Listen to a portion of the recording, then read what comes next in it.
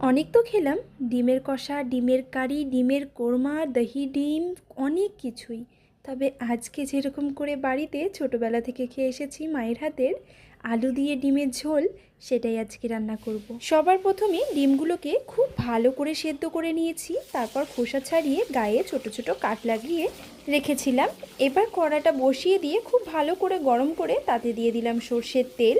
তেলটা খুব ভালো করে গরম করে নিয়ে তাতে দিয়ে দিলাম নুনটা দিয়ে এবার ডিমগুলো দিয়ে কিন্তু লালচে করে ভেজে তুলে নিচ্ছি। ডিমগুলোকে তুলে রেখে এবার গোটা গোটা আলুর মাঝখান থেকে 4 টুকরো করে নিয়েছি, সেই আলুগুলোকেও লালচে করে ভেজে তুলে নেব। এই আলু দিয়ে ডিমের ঝোল খেতে কিন্তু একদম আলাদা লাগে, আর তার মধ্যে যদি ধনেপাতা কুচি থাকে, এটার ফ্লেভারটা পুরো চেঞ্জ হয়ে যায়। আলুগুলো ভেজে তুলে রেখে দিলাম। এবার ওই কড়াইয়ের তেলের মধ্যে দিয়ে দিলাম জিরে ফোড়নে, তারপর দিচ্ছি মশলা। এখানে রয়েছে 2 টুকরো রসুনের কোয়া, 1 টুকরো আদা, একটা ছোট পেঁয়াজ, দিয়েছি কাঁচা পাকা লঙ্কা, আর দিয়েছি জিরেগুলোকে ভালো করে এর সঙ্গে পেস্ট করে নিয়েছি। মশলাটা দিয়ে কিছুক্ষণ নাড়াচাড়া করে এবার একে একে এর মধ্যে দিয়ে দিচ্ছি পরিমাণ মতো নুন, হলুদ গুঁড়ো, জিরে ধনে গুঁড়ো, আর দিয়েছি একটু কাশ্মীরি লঙ্কার গুঁড়ো, যাতে কালারটা খুব সুন্দর আসে।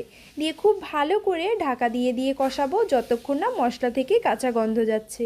ঢাকা দিয়ে দিয়ে মিনিট 10 ধরে কষিয়ে নিলাম। এবার এর মধ্যে ভেজে রাখা আলু আর ডিমগুলো দিয়ে দেব। ভেজে রাখা আলু আর ডিম দিয়ে কিন্তু আবারও মিনিট 4 মতো কষিয়ে নেব। আবারও কিছুটা নুন এর মধ্যে দিয়ে দেব, যেহেতু আমি মশলাতে বেশি নুন অ্যাড করিনি, সেই জন্য এখানে আবারও কিছুটা নুন দেব। ঠিক এই টাইমটাতে ভালো করে কষিয়ে নিলে কিন্তু ডিমের মধ্যে খুব সুন্দর ঝাল, নুন, মশলা খুব ভালোভাবে ঢুকে যায়। সেই জন্য কিন্তু এই মশলার সঙ্গে ডিম আলুটা দিয়ে খুব ভালো করে কষিয়ে নেবে। আবারও কষিয়ে নিয়ে এবার এখানে দিয়ে দেব পরিমাণ মতো জল। জলটা একটু বেশিই দিচ্ছি, কারণ এটা বানাবো আলু দিয়ে ডিমের ঝোল। ঝোলটাই খেতে কিন্তু বেশি স্বাদ হয়। জল দিয়ে মিনিট 10 মতো ঢাকা দিয়ে এটাকে ফুটতে দিতে হবে, যাতে আলুগুলো খুব সুন্দর সেদ্ধ হয়ে যায়। যেহেতু আমি আলুগুলোকে খুব সুন্দর করে ভেজে নিয়েছিলাম, ঠিক সেই সময়টাতে প্রায় 20% আলুটা কিন্তু সেদ্ধ হয়ে গেছিলো। এবার জলের মধ্যে দিয়ে ঢাকা দিয়ে মিনিট 10 মতো কিন্তু এটাকে ফুটতে দিতে হবে। যতক্ষণ জলটা ফুটছে ততক্ষণ চলো কিছুটা ধনেপাতা কুচিয়ে নিই। ঝোলটা খুব ভালোভাবে ফুটে উঠেছে আর আলুগুলোও খুব সুন্দর সেদ্ধ হয়ে গেছে। এবার এর মধ্যে ধনেপাতা কুচি ছড়িয়ে দিচ্ছি।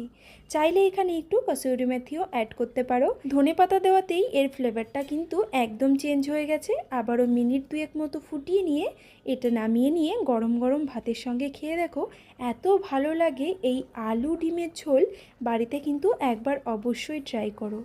আজকের রেসিপিটা কেমন লাগলো অবশ্যই কিন্তু কমেন্টে জানিও।